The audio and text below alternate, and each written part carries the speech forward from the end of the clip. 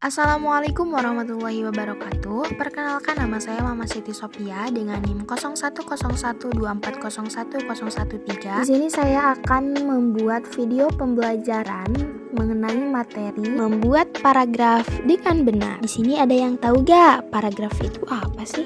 Nah, jadi paragraf atau alinea adalah seperangkat kalimat yang membahas satu topik atau hanya mengacu pada satu gagasan pokok.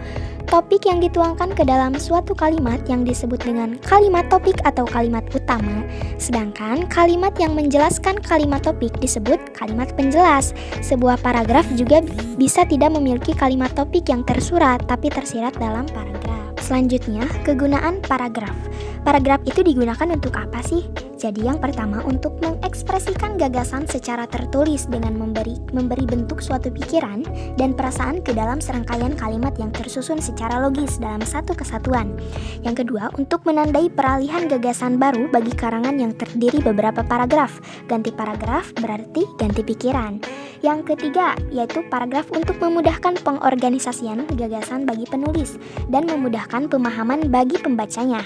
Yang keempat, yaitu untuk memudahkan pengembangan topik karangan ke dalam satuan-satuan unit pikiran yang lebih kecil.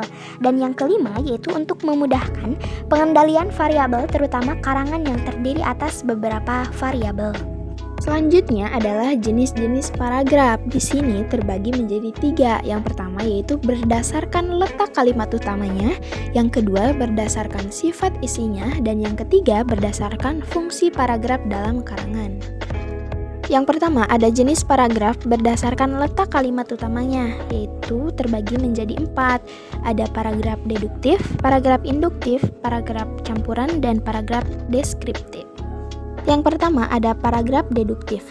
Paragraf deduktif adalah paragraf yang kalimat utamanya terletak pada awal paragraf. Paragraf ini dikembangkan dari umum ke khusus. Bagian umum pada paragraf ini adalah ide pokok, sedangkan bagian khusus adalah ide penjelasnya. Selanjutnya adalah paragraf induktif. Paragraf induktif adalah paragraf yang kalimat utamanya terletak pada akhir paragraf. Paragraf ini merupakan kebalikan dari paragraf deduktif, yaitu paragraf yang dikembangkan dari khusus ke umum. Yang ketiga adalah paragraf campuran. Paragraf campuran ini adalah paragraf yang kalimat utamanya terletak pada awal dan akhir paragraf. Dan yang terakhir ada paragraf deskriptif. Paragraf deskriptif adalah paragraf yang tidak memiliki kalimat utama. Pikiran utamanya menyebar pada seluruh paragraf atau tersirat pada kalimat-kalimat penjelas. Selanjutnya yang kedua ada jenis paragraf berdasarkan sifat isinya.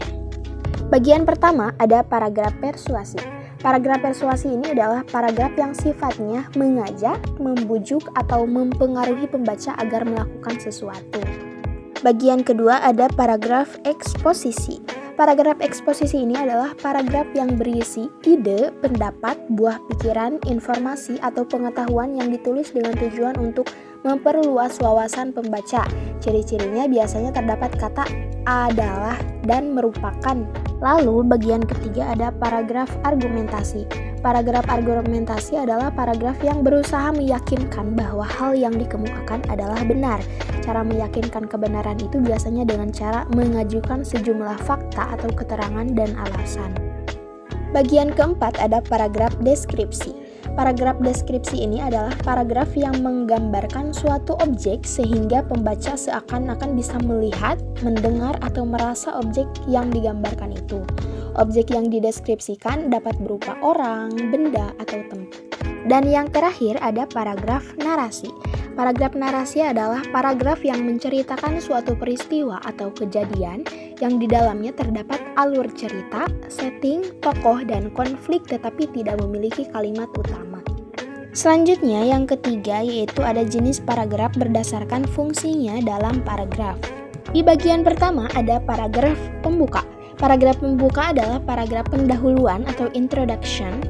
Fungsinya sebagai pengantar untuk sampai kepada pokok pembicaraan dalam karangan. Yang kedua ada paragraf penghubung.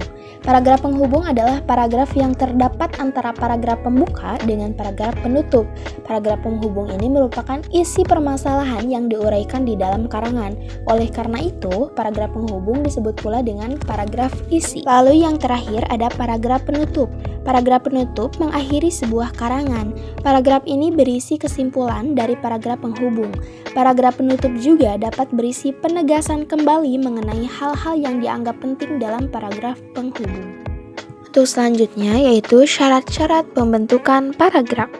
Syarat yang pertama yaitu karena adanya kesatuan paragraf. Sebuah paragraf dikatakan mempunyai kesatuan jika hanya membicarakan satu pokok pikiran atau satu masalah. Keterkaitan antar kalimat diikat oleh satu topik pembicaraan yang sama, bukan topik masalah yang berlainan. Jadi, tidak boleh ada kalimat sumbang atau menyimpang dari pikiran utamanya. Contoh dari paragraf berkalimat sumbang. Hari akan hujan, angin bertiup kencang, debu-debu berterbangan, awan hitam bergerak dengan cepat, burung-burung berkicau riang. Para pedagang kaki lima sibuk mengemas dagangannya. Jadi yang berkalimat sumbang itu yaitu kalimat burung-burung berkicau riang. Hari kan akan hujan, angin bertiup kencang, debu-debu berterbangan, awan hitam bergerak dengan cepat, burung-burung berkicau riang. Jadi itu adalah kalimat sumbang. Syarat yang kedua yaitu kepaduan paragraf. Kepaduan paragraf itu adalah mengaitkan hubungan antar kalimat. Hubungan antar kalimat harus saling berkaitan. Tidak ada satu kalimat pun yang hubungannya tidak logis. Cara mengaitkan hubungan antar kalimat dapat dilakukan dengan melihat hubungan antar subjek atau antar predikat. Kepaduan sebuah paragraf dibangun dengan memperhatikan yang pertama ada repetisi atau pengulangan kata kunci. Contohnya, semua isi alam ini adalah makhluk, artinya ciptaan Tuhan. Ciptaan Tuhan yang paling sempurna dan paling mulia adalah manusia. Manusia diizinkan oleh Tuhan memanfaatkan semua isi alam ini untuk keperluan hidupnya. Akan tetapi tidak diizinkan menyakiti, menyiksa, dan menyia-nyiakan.